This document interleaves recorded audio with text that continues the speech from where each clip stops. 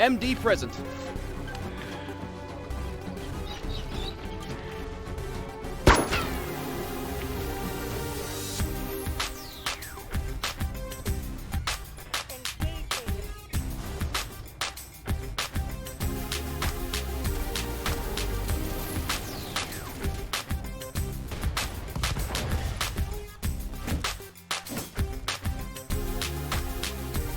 Greetings, this is CBH4K, and this is 5 turn-based RPG games, Mercenary Edition. Now, some of you were wondering what a Mercenary game is. Well, it's basically you work kind of as a mercenary in a game. You take contracts, you hunt down resources to build up your mercenary company even bigger. It's really like owning an independent company, but with a lot more, how do I say this? Death and destruction. So for the most part, this list will contain games that are turn-based, have a contract system, have management, and it basically consists of leading into dangerous areas, fighting off enemies for profit. Now, there'll be a little bit of differences between each and every single one of these games, and some of them might not even fit the criteria that I just previously stated, but they'll come close enough for me to consider them a game where, well, you play a mercenary trying to make ends meet, really. And maybe a little bit extra, such as save the world, but, if the pay is good. And only if the pay is good. Now, keep in mind, this list is in no particular order. I don't have a ranking system for the games that I'm about to present, so keep that in mind. Now, let's begin with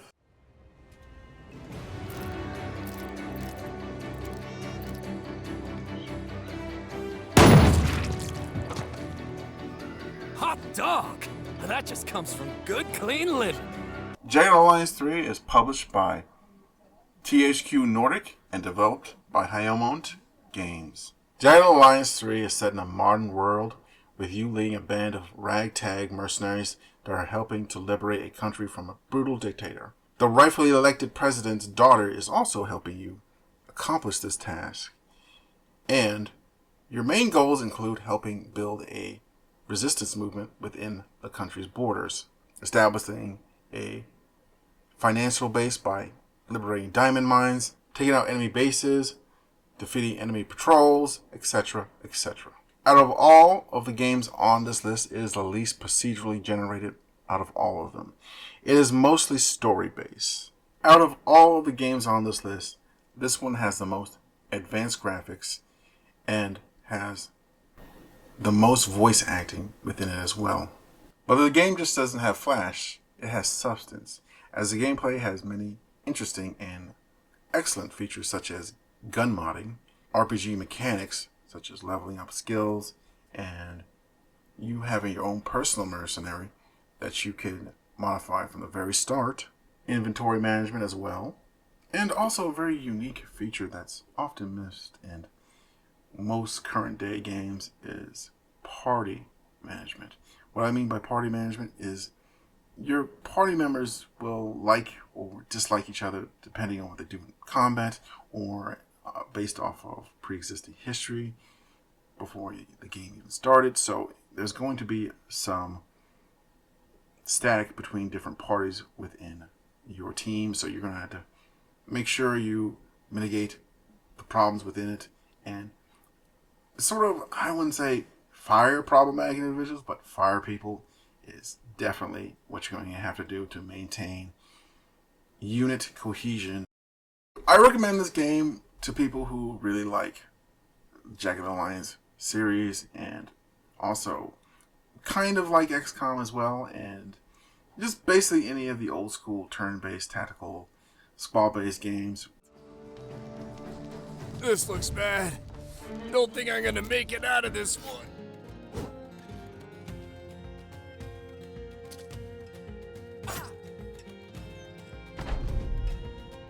Battlebrothers is brought to you by the people from Overhyped Studios, who is also working on another game called Menace. That's partially the reason why I started this whole list is because I was fascinated what they were going to do with Menace, and I also wanted to see what other strategy, turn-based, tactical, mercenary games were out there. Battlebrothers is set in a medieval fantasy world where you'll be fighting goblins, orcs, witches, bandits, undead abominations, and other creatures in this very colorful and fascinating world that they've created.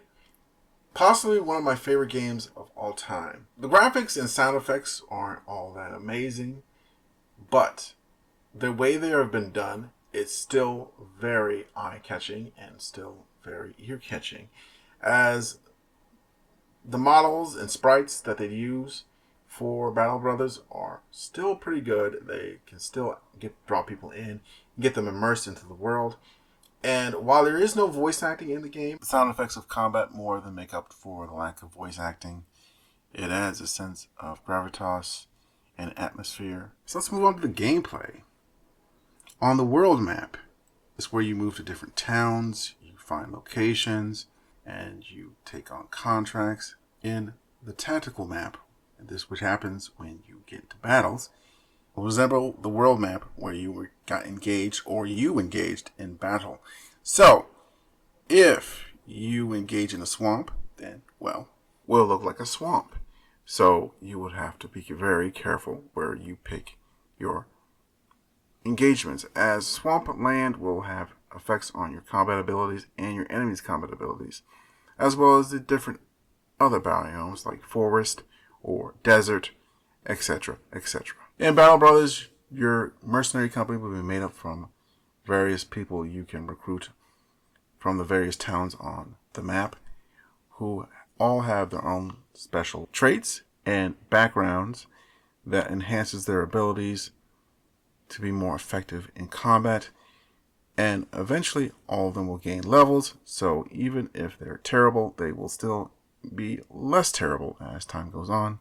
So having high-level brothers is always a good idea, but keeping them alive, that's another matter entirely. Then there's other things like retinue, which is basically adding non-combat members to your mercenary companies, and of course, your mercenary company's reputation, as well as moral alignment. There's so many things to talk about here, but suffice to say, let's just sum it up by saying it's feature-packed. I recommend this game for most people who are into strategy games or into tactical games or into turn-based games in general, because I generally feel like this is a good game for pretty much everyone in that sphere.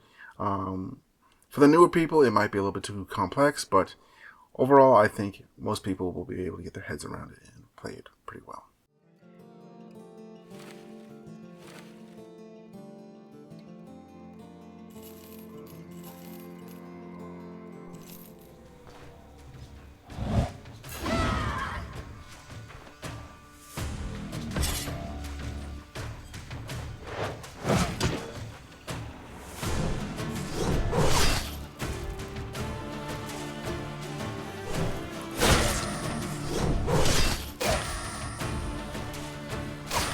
Stoneshard is published by Hypertrain Digital and developed by Inkstains Games. Instead of heading up a team of mercenaries, like you did in the previous titles, you are instead a solo mercenary that goes on adventures, but has a caravan that sort of acts as support to what they're doing, giving them new items and other services, like repairing their older equipment. At the time of this recording, it is an early access game, and it plays like an open world RPG.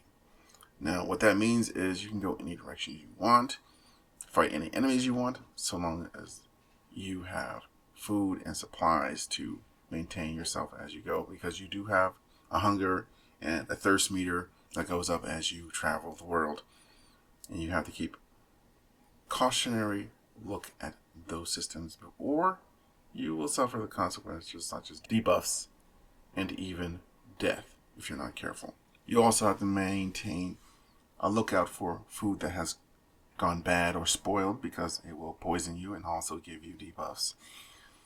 As well as maintain your inventory. That's right, inventory management is a part of this game, as well as various other systems. So, fantasy RPG means that there is going to be things like magic. There's going to be things like undead creatures attacking you. And that adds a nice wrinkle to the gameplay, as you do not know what you're quite going to get whenever you accept a contract and go into a dungeon. Now, these dungeons seem to be procedurally generated. The storyline for this game is there is a item called the Stoneshard. The Stoneshard is a mysterious item with a lot of power to it and a lot of mystery to it. In order to find out more secrets about it, you're going to need a caravan to help you. You're also going to need to build up your characters so you can build up your contacts and your caravan and just collect money so you can buy things to help enhance your situation. I really like the sprites in this game.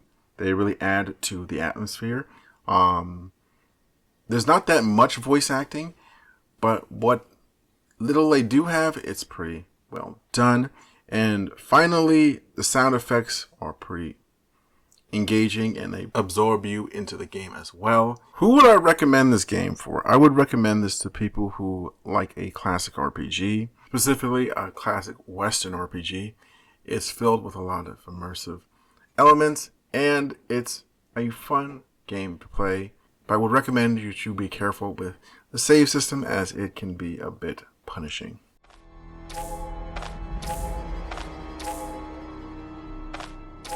Through the last judgment for it.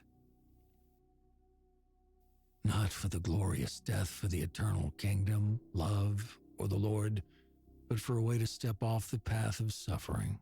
Quasimorph is published by Hypertrain Digital and developed by Magnum Scriptum. It's basically Stoneshard, but set in space.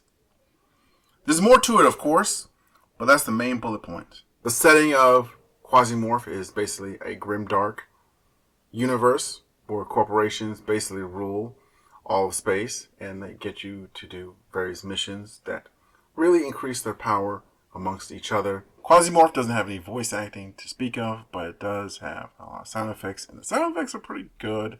They nail a sense of impact with your weapons, and the sprites are animated well. I enjoy them. I also found the background music very enjoyable as well. The gameplay is very similar to Stoneshard, where you move in a turn-based grid, but unlike Stoneshard, you get only 2 moves per turn. So, you can move to an area, or you can open a door and shoot, or you can move and shoot, or you can shoot twice. Of course, keep in mind, enemy units have a 2-move system as well, so if you move into doorways unprepared, you will leave yourself in a really bad position to get ambushed and take a lot of damage. So move carefully. Quasimorph has a ton of options for weapons, such as melee weapons, assault rifles, shotguns, flamethrowers, grenades, auto turrets. You'll have a grand old time going through the different weapons and strategies you can implement on your enemies. And trust me, there's going to be a lot of difficult and scary enemies for you to face in this game. All these systems melded and mashed together lead to some pretty interesting moments. Case in point, I was looking at this device to fill out my map, and I opened it up and I saw all these different dots, red dots, yellow dots, and I'm like, so looking at all the dots in relation to each other, I realized there was a big red dot behind my dot on the map, and I turned around from the console and realized there was an enemy standing right there. Thankfully, he had a melee weapon and I had a shotgun, so I ended that real quickly. But it could have gone way worse if I was a little bit less lucky. I recommend Quasimorph to people who enjoyed Stoneshard but prefer a more sci-fi setting.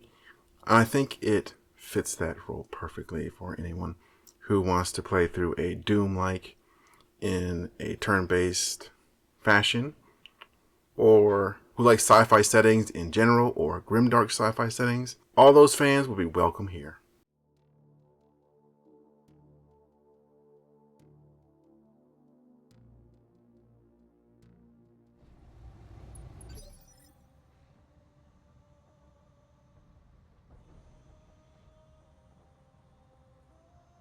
I'm here. Ha!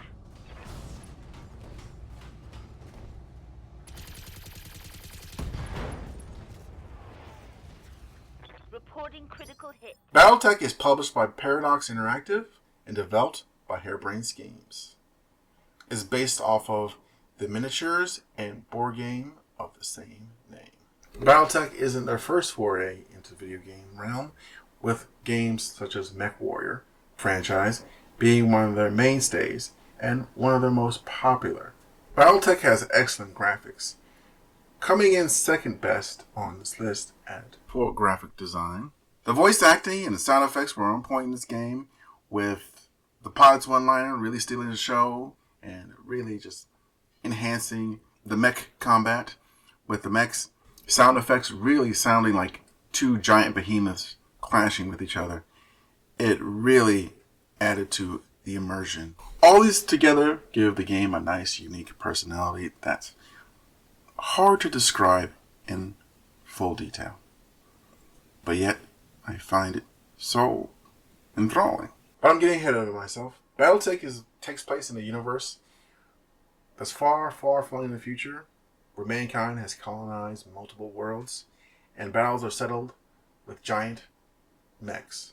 Now, mechs are very expensive to both buy and repair, so they become sort of a form of currency, if you think about it long enough, because they're basically more valuable than gold. To the player, at least, because they are extremely expensive, and they can bring in a ton of money if you use them properly.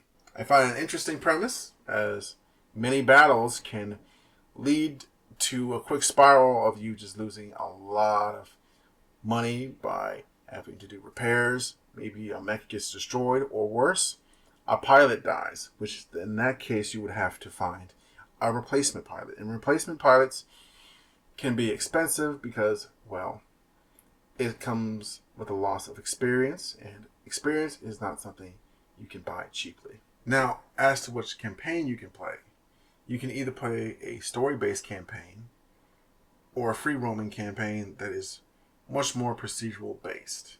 The story-based one has a lot of story-based missions in it, of course, that will help enrich your company, making you much more effective and, well, much more richer. However, the free roaming allows you to just go anywhere at the very start, and you have no real restrictions on what you do or where you go, except to get a very high score at the end of your campaign run set by you.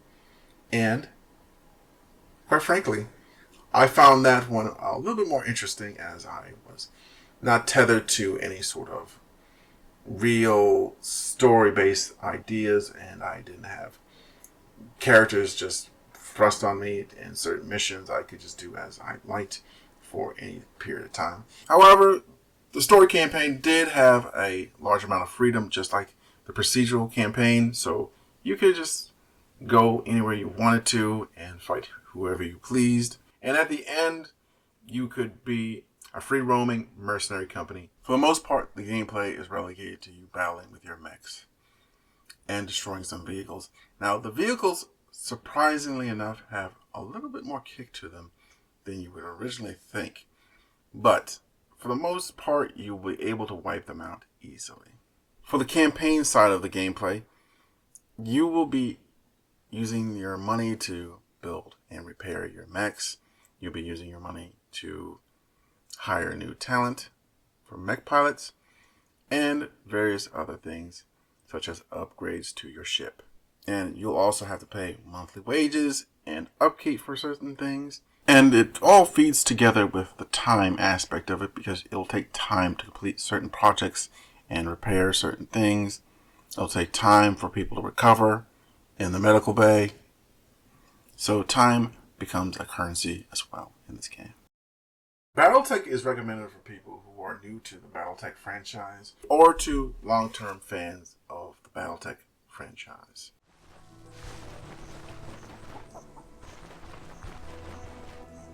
Hit the subscribe button and the like button if you want to help support this channel, as well as share it on your favorite forms of social media.